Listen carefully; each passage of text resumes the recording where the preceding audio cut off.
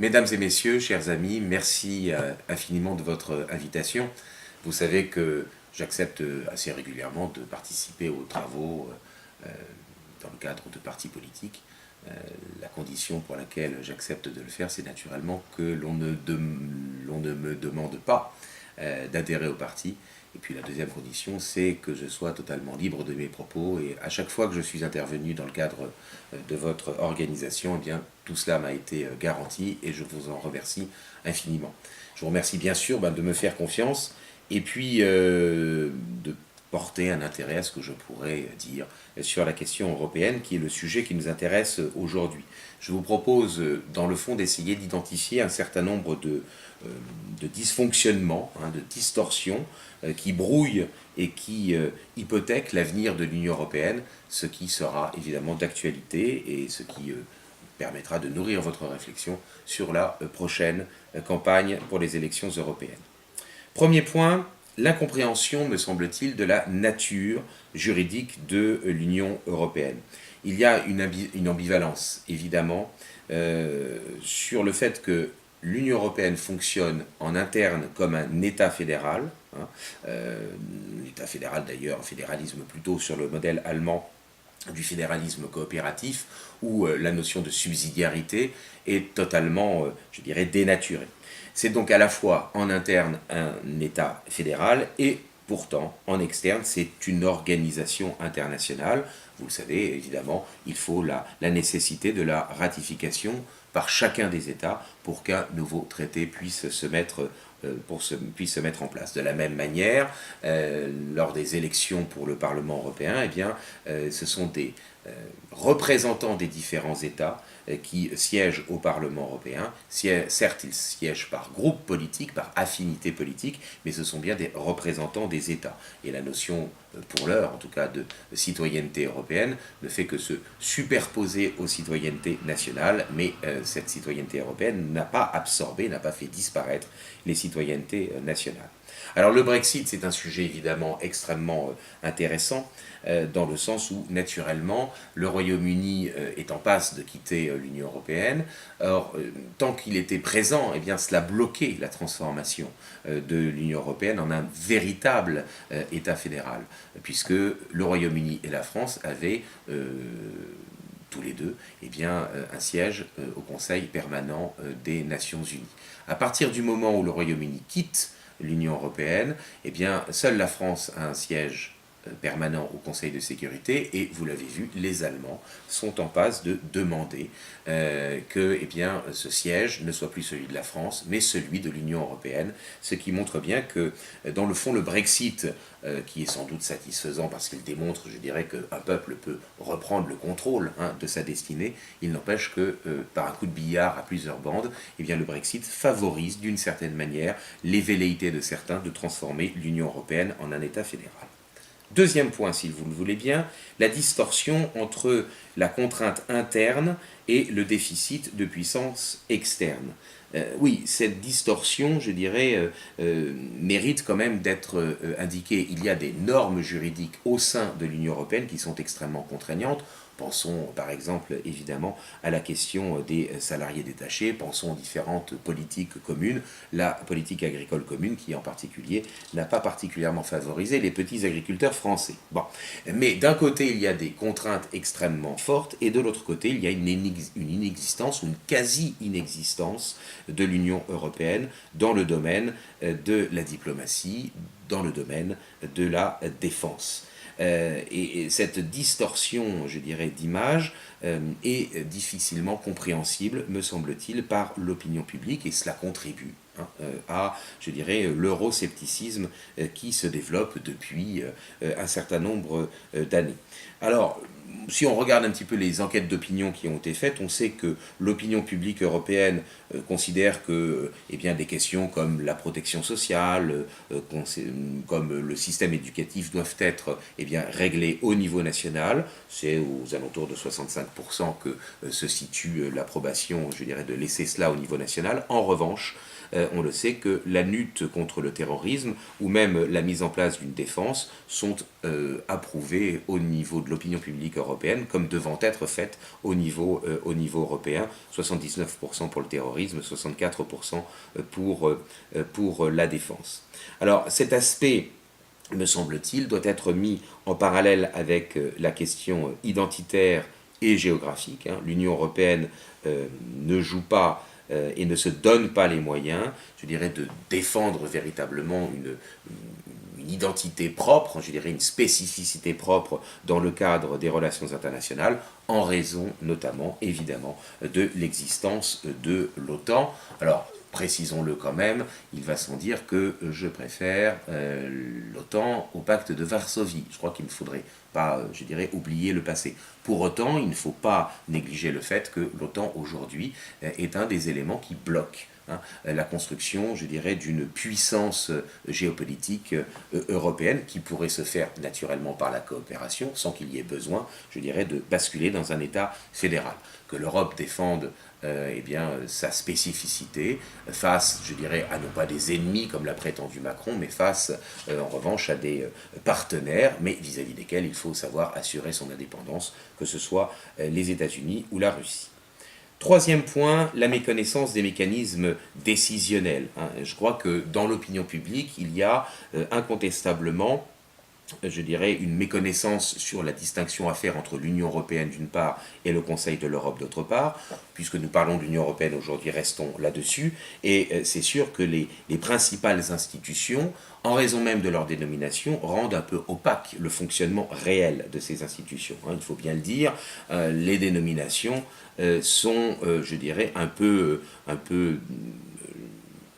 difficilement compréhensibles. Le Conseil européen réunit les chefs de l'État et ne doit pas être confondu avec le Conseil de l'Union qui, lui, réunit les ministres.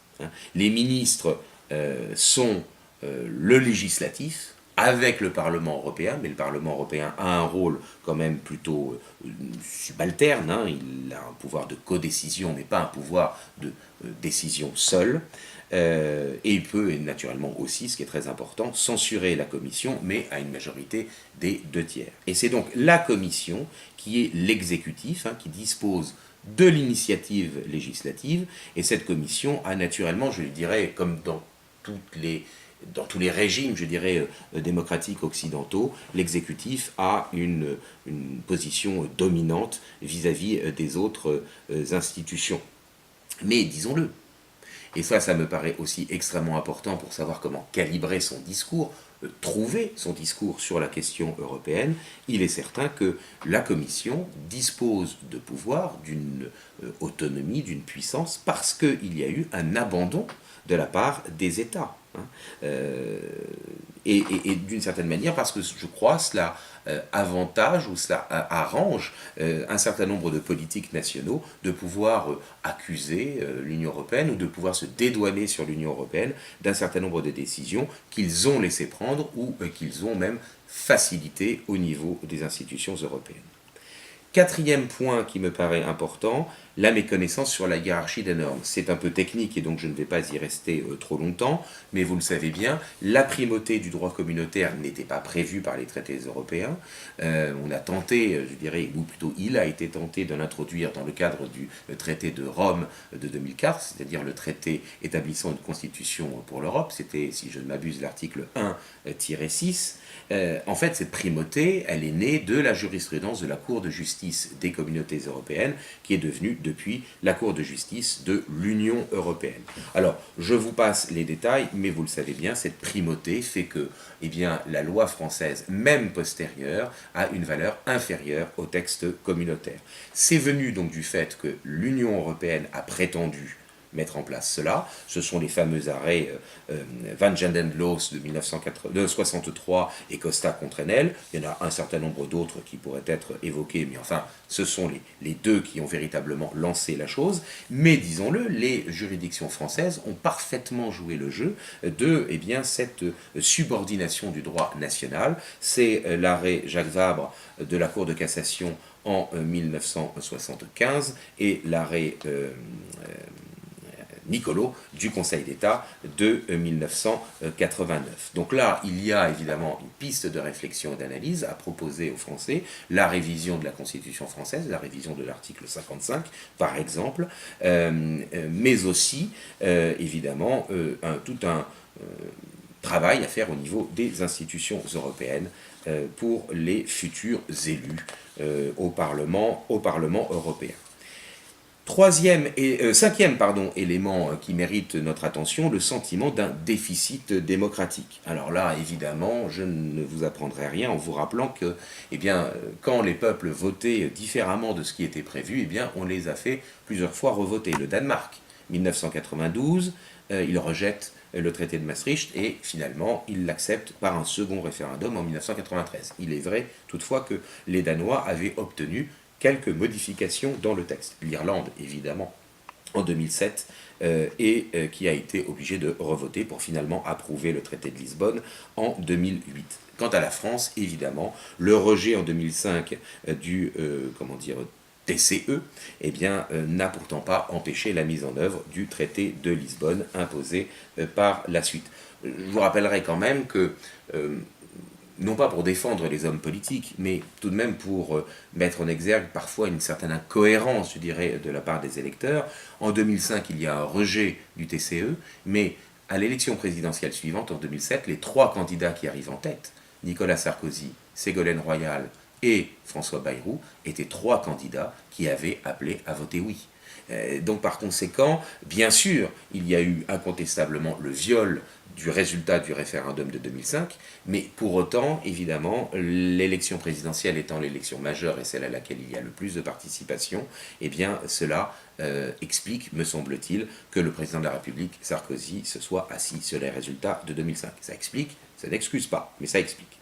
La quasi-totalité, je dirais, des décisions prises au Parlement européen le sont par une majorité qui est une grande coalition. Et donc il faut bien se rendre compte que le modèle allemand de la GroKo, de la Große Koalition, entre la droite modérée et la gauche modérée, ce modèle allemand, qui est d'ailleurs est celui qui a été repris par Angela Merkel, c'est celui qui règne au Parlement européen depuis des décennies. Trois groupes politiques, les sociodémocrates, le centre libéral et disons la droite modérée, les démocrates chrétiens en particulier, 3 groupes sur 5 ou 6 groupes, ça dépend, je dirais, des plutôt groupes, grandes familles politiques, contrôlent le Parlement européen. Et donc évidemment, qu'il y ait une majorité plutôt au centre droit ou au centre gauche, cela ne change rien et les opinions publiques finissent quand même par s'en rendre compte. Il y a donc une progression de la défiance envers, je dirais, non seulement le personnel politique.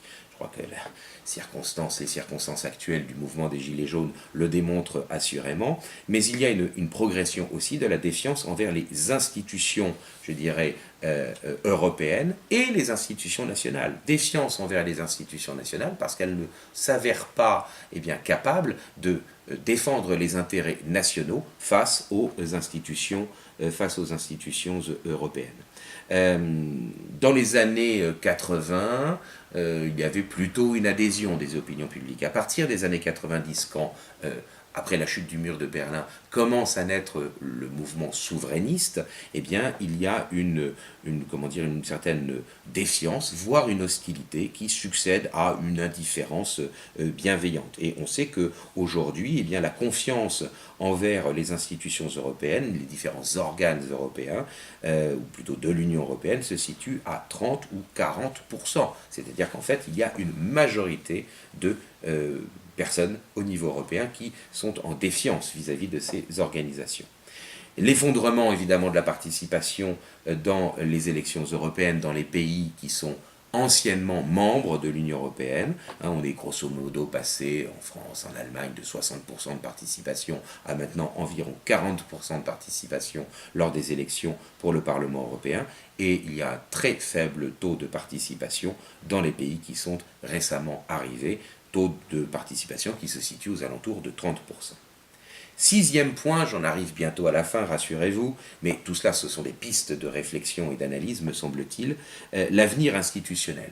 Le Brexit, il faut y revenir un instant, naturellement, avec ce slogan que je trouve personnellement génial, d'efficacité, take back control, vous remarquerez mon accent magnifique, parce qu'évidemment ce slogan il signifie le contrôle aussi bien, je dirais le fait de, oui le contrôle aussi bien des frontières que des normes intérieures. C'est-à-dire qu'il y a là, je dirais, à la fois un aspect identitaire et un aspect démocratique. Et c'est la conjonction de ces deux éléments-là qui, me semble-t-il, ont fait la victoire des partisans du Leave.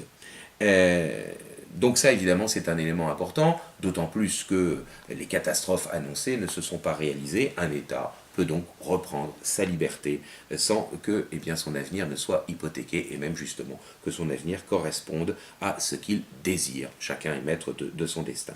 Il y a un deuxième élément qu'il me semble important d'indiquer, d'évoquer, c'est que l'on a vu un regain, je dirais, dans un certain nombre d'endroits, et naturellement le cas de la Catalogne est le plus important, un regain, je dirais, des forces régionalistes.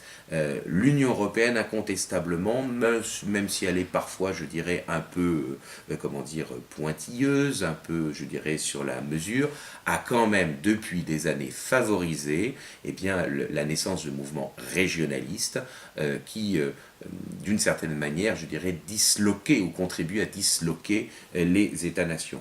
On le sait bien, il y a notamment, je ne dis pas que c'est un complot, mais je dis qu'il y a notamment l'idée développée par certains de considérer que puisque les États, puisque les nations sont des obstacles à la transformation de l'Union européenne en un État fédéral, eh bien peut-être que les unités fédérées ne devront plus être dans l'avenir les États, mais des grandes régions, et pourquoi pas des grandes régions je dirais, transnationale. Un Pays basque à cheval sur la France et l'Espagne, pourquoi pas, la Catalogne qui voudrait annexer le Roussillon, et puis vous savez qu'il y a déjà des relations, je dirais, diplomatiques, entre guillemets, entre certaines régions au niveau européen. Donc je crois qu'il faut regarder cet aspect-là avec intérêt, avec prudence, car naturellement, je crois qu'on peut trouver une très forte sympathie envers certains mouvements qui défendent un enracinement culturel, mais il ne faut pas s'y méprendre. Ce régionalisme est peut-être avant tout, je dirais, l'exploitation d'un certain constructivisme social au bénéfice, je dirais, de l'Union et contre les États. Alors le septième point, je crois qu'il faut évoquer, c'est évidemment la question de l'identité européenne et évidemment le fait que l'Union européenne est extrêmement imprécise, évanescente sur cette question. À la fois l'Union européenne prétend être l'incarnation de l'Europe et évidemment elle n'admet pas, je dirais, qu'on lui oppose la concurrence de l'Europe civilisation, mais en même temps, évidemment, elle refuse une identification historico-culturelle très ferme. Pensons évidemment au fait qu'un certain nombre d'États refusent, je dirais, d'évoquer les racines. Je préfère pour ma part le terme d'identité, parce que les racines, c'est comme un héritage, on peut accepter un héritage sous bénéfice d'inventaire. Alors que l'identité, c'est l'ontologie de l'Europe, les racines, donc les racines chrétiennes. La crise migratoire, donc l'accélération, l'augmentation de l'immigration, montre bien qu'il y a une crise identitaire latente en Europe et que l'Union européenne n'est pas du tout pressée de faire respecter cette identité. La décision d'Angela Merkel, évidemment, d'accepter, je dirais, l'arrivée d'un très grand nombre de migrants, a pris en otage toute l'Europe et a provoqué, évidemment, de lourdes diversions, en particulier à l'Est, et au sein de l'Union européenne, mais en particulier venant des pays de l'Est et de ce qu'on appelle le groupe de Visegrad. Les élargissements successifs également, depuis la décennie 90, ont montré que l'Union européenne, qui, jusqu'à la chute du mur de Berlin, même si on peut parfaitement contester et discuter, je dirais, du projet européen, avait quand même une géographie à peu près claire. Mais depuis la chute du mur de Berlin et depuis les élargissements successifs qui se sont faits, eh bien cela révèle le fait que l'Union européenne n'a pas de délimitation géographique très claire, ce qui montre que le projet de l'Union européenne est beaucoup plus à portée et à un sens juridique qu'un sens identitaire.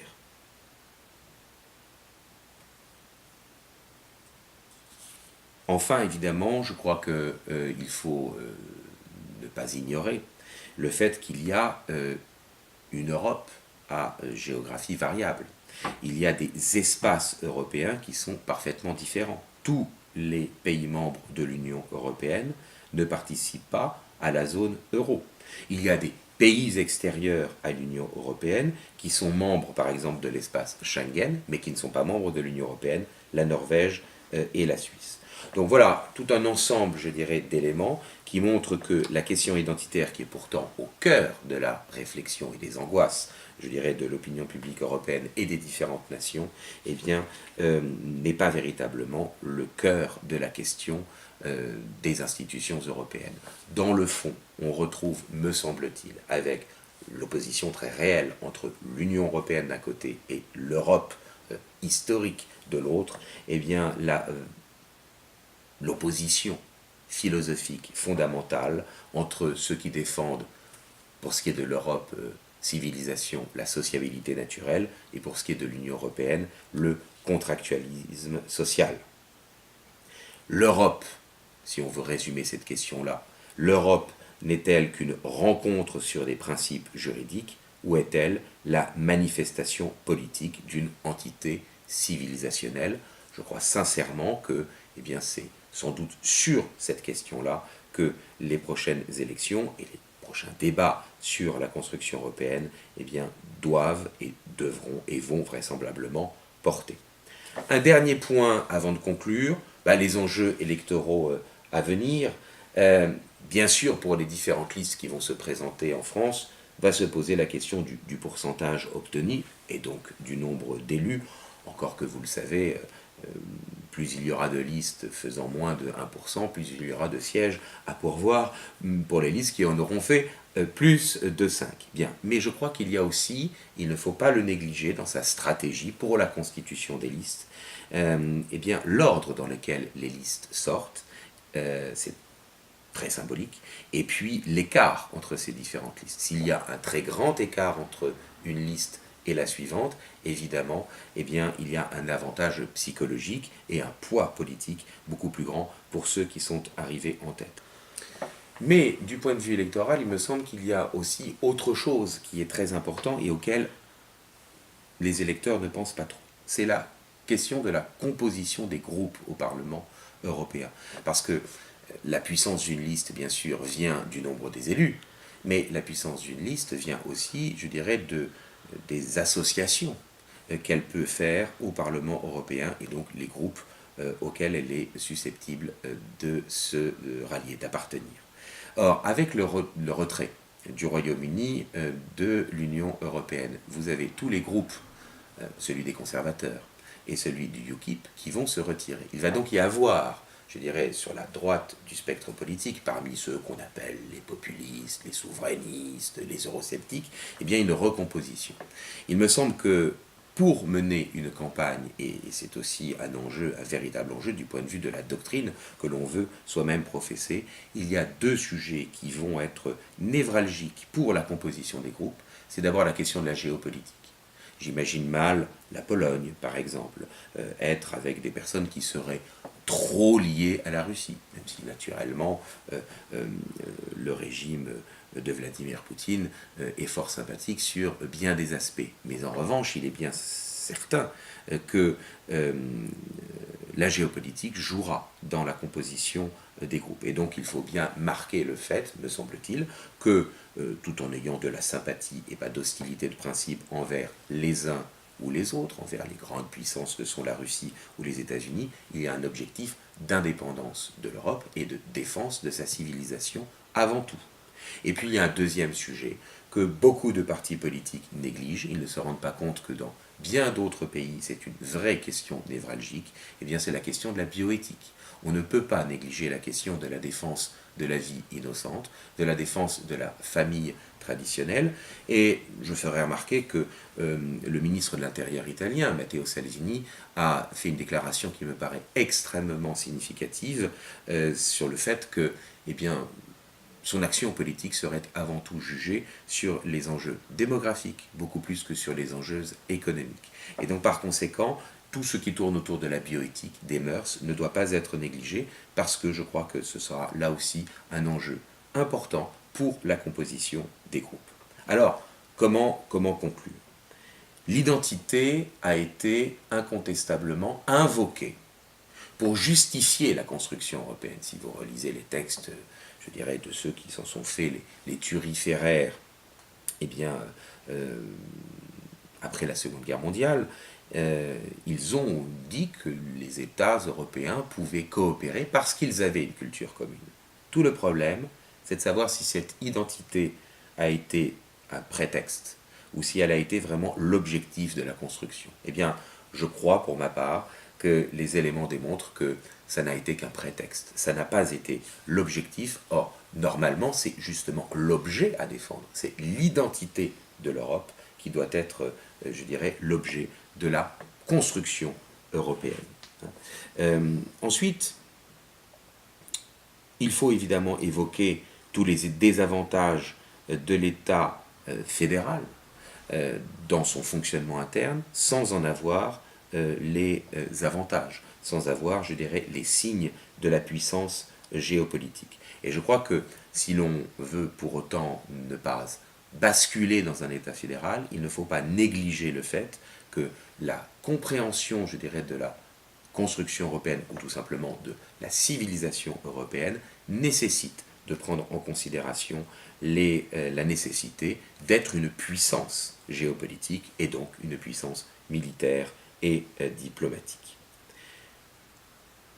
Enfin, et je crois que là évidemment c'est un enjeu qui ne peut pas véritablement être traité en quelques minutes, mais qui va devenir central dans le débat européen, la question est de savoir, est-ce que l'Union européenne, dans le fond, est devenue ce qu'elle est, c'est-à-dire une bureaucratie, une technocratie qui se détache des peuples?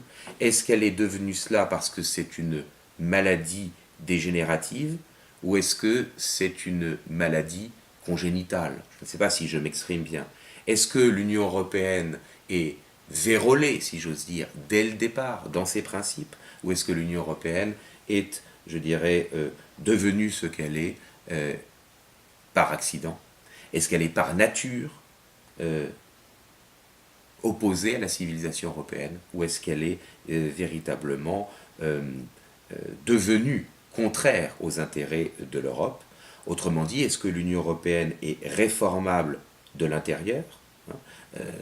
Et c'est sans doute ce qu'espèrent un certain nombre de mouvements eurosceptiques, souverainistes ou populistes, et grâce à leur montée en puissance, avec peut-être la possibilité, je dirais, de la réformer, je dirais, en prenant les manettes. Est-ce que l'Union européenne est réformable de l'intérieur, ou est-ce qu'elle est, dans le fond, eh bien, corrompue depuis le début, auquel cas il faudrait sans doute envisager une défense de l'Europe par un autre instrument, par d'autres institutions que celle de l'Union européenne. Je vous laisse débattre de cette question, mais je crois que véritablement, c'est ce qui sera au cœur du débat dans les semaines, dans les mois et dans les années à venir. Merci en tout cas de m'avoir accueilli par vidéo interposée. Bon travail à vous.